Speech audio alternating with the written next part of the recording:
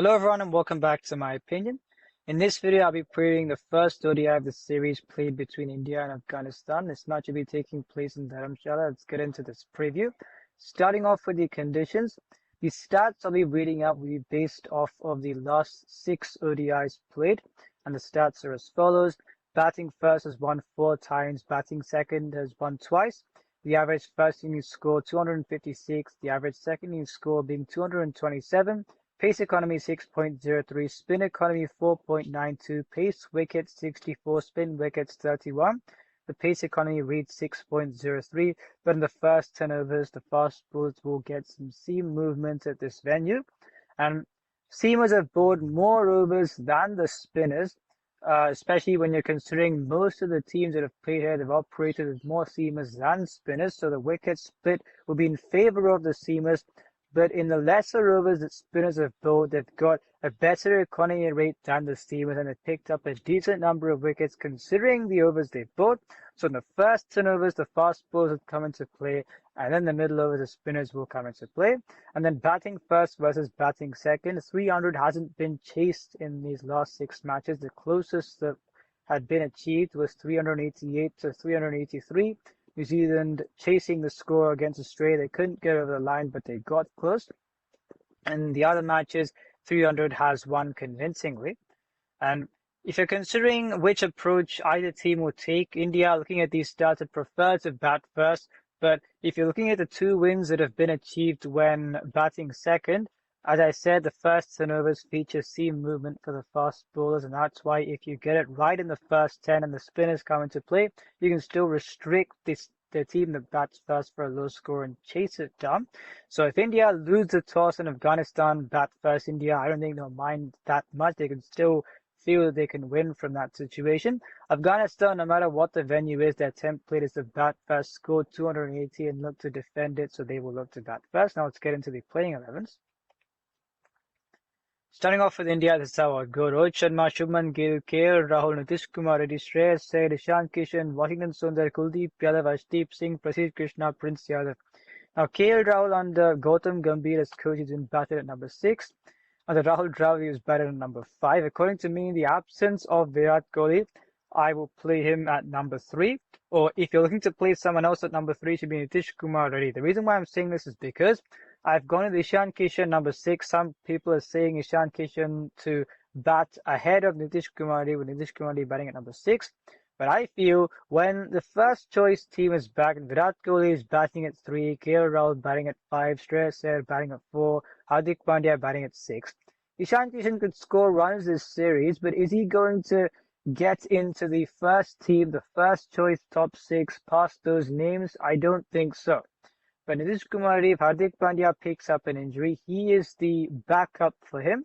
And that's why if he gets an adequate chance to bat and bowl in this series, he could be the biggest positive for India in this series. So that's why I've gone for him to bat ahead of Ishan Kishan in this lineup. And I've mentioned Shreyas Iyer, where in an ODI, according to me, within the first 12 overs, he should not walk out to bat because of his weakness against the seaming ball. And in T20s, I've also said it when the IPO, I said the first 4 overs of a T20 match, he should not bat because of weakness against the seaming ball. And because of the absence of Virat Kohli, they may be tempted to bat Shreyas at number 4. He hasn't batting at number 4, but they may think it's okay for him to walk out early. But I feel, yes, Afghanistan have got an inexperienced fast bowling attack, especially 2 of the seamers, and I'll get to that in a bit. But if 2 wickets fall early, I would continue to not send Shreyas Iyer out to bat until the elapsing of 12 overs. If the second wicket falls after 12 overs and you think that you can sort of accelerate a bit and they send Shreyas Iyer out, that's their decision. But especially in the first 12 overs, they should not send Shreyas Iyer out to bat. So that's how they should treat that position on an entry point basis. And the 2 spinners, Washington Sundar, Kuldeep Yadav. Washington Sundar, when he's played for India, he doesn't know when he will bat or when he will bowl, so they've got to bowl them for 10 overs, and Kuldeep Yadav didn't have a good IPO, he will bowl 10 overs. Ashdeep Singh didn't have a good IPO, can the confidence be restored? Prasidh Krishna can go for runs, can the economy rate be reduced? And Prince Yadav is a correct selection. And looking at the subs bench, Harsh Dubey, a backup for Washington Sundar. And Rohit Sharma, I don't know about his fitness. There's not been much of an update on it, so he may play. If he doesn't play, Yashasvi Jaiswal has been selected to open alongside Shubman Gill. And selection I don't get is Gurnur Brad because we've seen that they've used IPL selections to begin white ball cricket, and that's how Prince Yadav got selected. He's done very well in the IPL. Gurnur Brad played, I think, 3 years ago for the Punjab Kings. He played one match and didn't play again. He hasn't been playing in the IPL. So on what basis he may have done well in domestic cricket?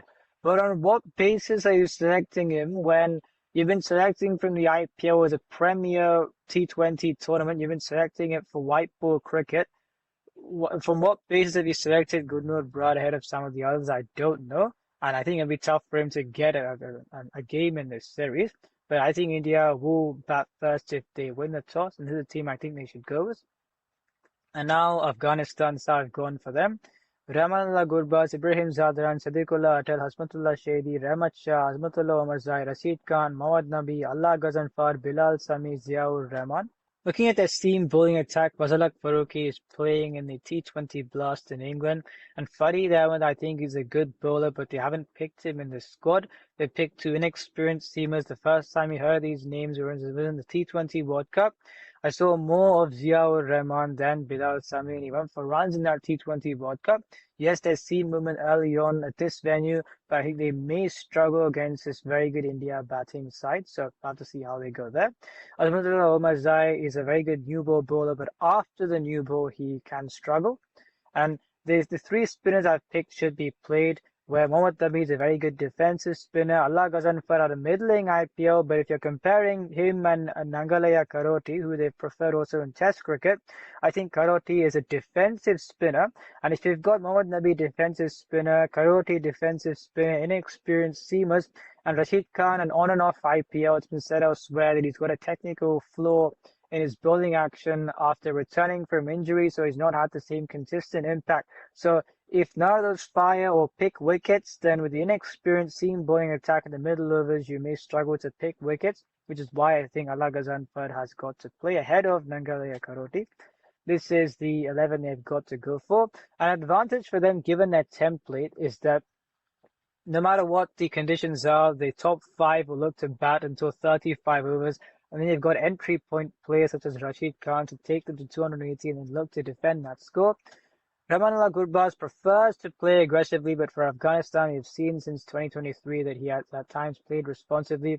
Ibrahim Zadran, technically sound. Sadiqullah Atal, technically sound. Hashmatullah Shahidi, also technically sound. Rahmat Shah, technically sound. So they've got a template or a set of players that suits the way that they want to play. And Omar Zai has done very well in ODI cricket, and you've got Rashid Khan, Mohammad Nabi. So I think that they'll be, especially when the ball will be moving around the first turnovers, they've got the technical soundness to get through that phase.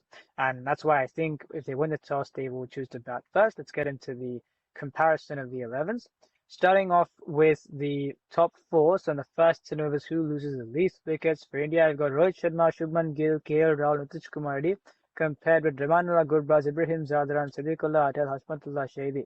And I think looking at, if you're comparing these top fours, I think because of the class that the India players have got in comparison, not saying Afghanistan players don't have class, you give the edge to India. However, I think the Afghanistan players have got the technical soundness to get through that phase. So I think India have got the edge looking at the names, but I think Afghanistan can also do well at this phase.